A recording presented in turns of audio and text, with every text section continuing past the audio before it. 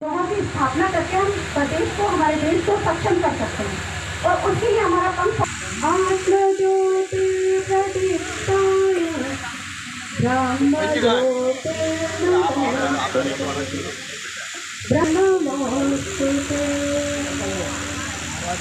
इसके पूर्व जैसा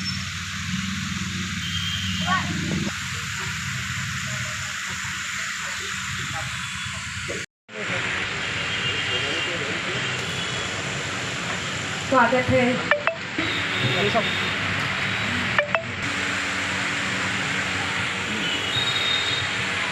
पंख फाउंडेशन, अंतर्राष्ट्रीय मानव अधिकार एसोसिएशन, स्वागत से जगदीश आदरणीय श्री जगदीश जी पांचाल का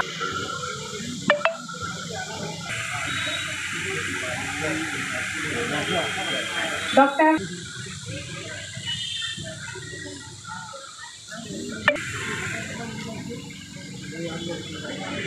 के माध्यम से रुपये आपसे निवेदन करूंगी, कृपया मंच पर आकर श्री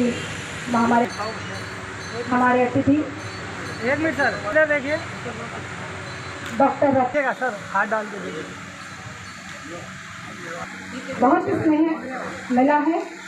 कोरोना काल हो या विपत्ति का समय, आपने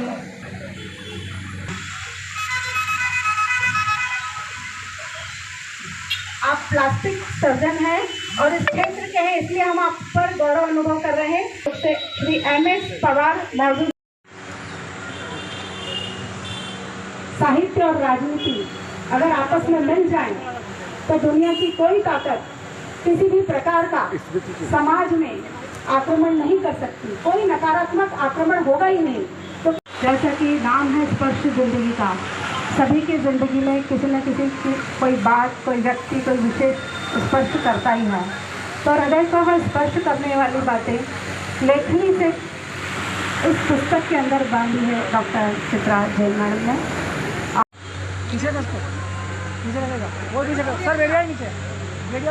श्री मीरा जैन, डॉक्टर मीरा जैन मैडम से भी अनुरोध है, कृपया मंच पर आए। और पीछे रखो, और पीछे रखो, अरे और पीछे रखा थोड़ा सा यार, फोटो नहीं आ रहा यार। बधाई बधाई बधाई, स्पर्श जिंदगी का को बधाई। आज हृदय की लेखनी से गढ़े शब्द जो किताबों में बंद थे खुलेंगे। अभी तक मेरे कविता संग्रह आए हैं, लेकिन गद्य में मेरा कोई हस्तक्षेप नहीं था, गद्य लेखन में।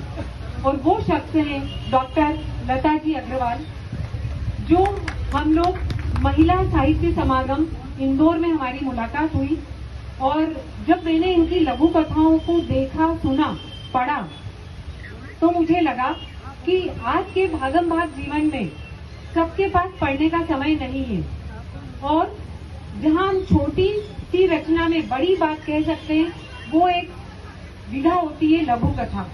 और यही सोचकर मैंने उनसे प्रेरणा प्राप्त की और लघु कथा लिखना शुरू किया। और इस पुस्तक में पूरी 100 लघु कथाएं हैं, 100 लघु कथाएं लिखी है और उसका नाम दिया है स्पर्श जिंदगी का। और इसमें मुझे अपने सभी बड़ों का आशीर्वाद मिला, जीवन साथी का सहयोग, बच्चों का सहयोग और सुझाव, और सब बड़ों का आशीर्वाद मिला। मेरे पापा हैं, उनको मैं अपना मित्र मानती हूँ और अपना गॉड फादर है मेरे वो, कि उनके रूप में मुझे हमेशा हमेशा बहुत जीवंत प्रेरणा मिलती है, तो मैं उनको यहाँ से सम्मान करती हूँ। शिक्षा का अस्त्र नारी के पास है और इस शिक्षा के अस्त्र के द्वारा ही उसने अपने जीवन के सारे संघर्षों को पार करके आज अपनी महत्वाकांक्षाओं को, अपनी प्रतिभाओं को निखारा है। और इसी संदर्भ में चित्रा जी, जो एक बहुमुखी प्रतिभा की धनी हैं, बहुमुखी इसलिए कह रही हूँ कि वे एक कुशल गृहिणी हैं, एक ममतामयी माँ हैं, एक कुशल शिक्षिका हैं। इसके अलावा कई दायित्व, उन्होंने सामाजिक दायित्व अपने ऊपर ले रखे हैं और इन सब के बीच अपनी साहित्यिक प्रतिभा को उन्होंने निखारते हुए साहित्य के क्षेत्र में अपना योगदान दिया है और उसी का परिणाम है ये स्पर्श जिंदगी का।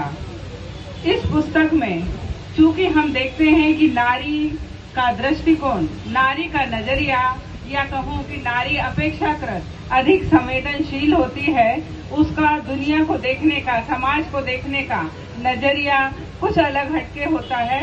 तो इस संग्रह में आप देखेंगे कि एक नारी द्वारा स्वयं नारी का, एक नारी द्वारा समाज का, अपने आसपास के परिवेश का जो चित्रण है, इसके अलावा महत्वाकांक्षाओं के घेरे में जो आज नारी छटपटा रही है उसकी वेदना, पिंजरे में बंद नारी की वेदना है, एक और टकसाली रिश्ते का दर्द, तो दूसरी ओर रिश्तों की मिठास भी आपको उसमें देखने को मिलेगी। एक तरफ नई सोच, नई पीढ़ी की सोच है, तो दूसरी ओर वृद्धावस्था की पीड़ा भी आपको देखने को मिलेगी।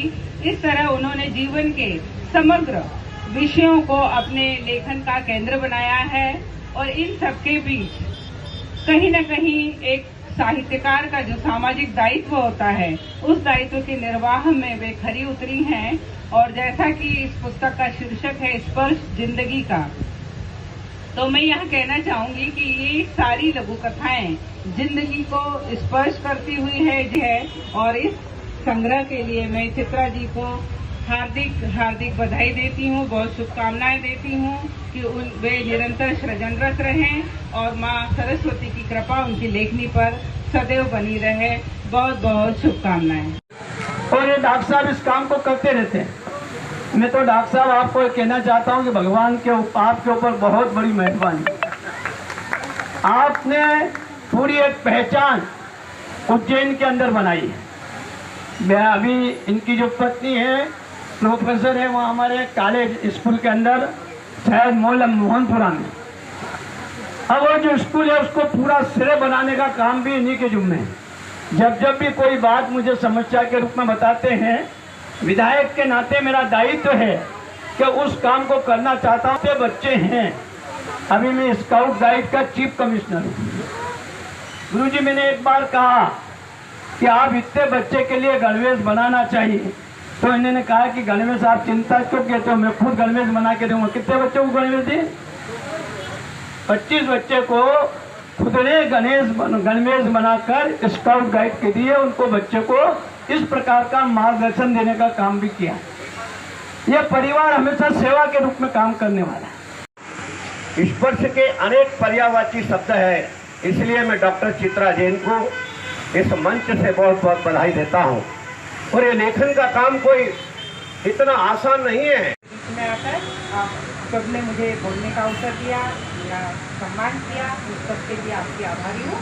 और अभी सब लोगों ने अपनी बात कही है।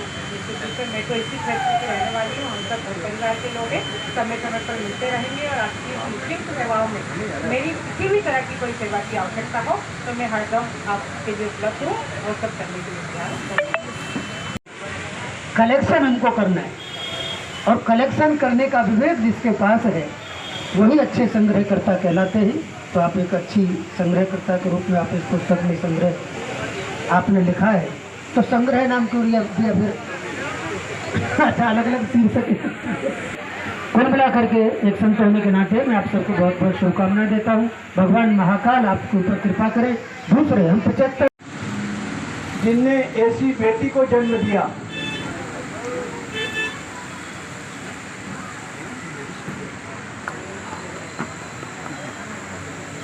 और आज मेरी पुस्तक स्पर्श जिंदगी का जो लघु कथा संग्रह है उसका विमोचन माननीय अतिथिगण द्वारा किया गया। और इसमें 100 लघु कथाएं हैं जो हम सबके जीवन से संबंधित हैं।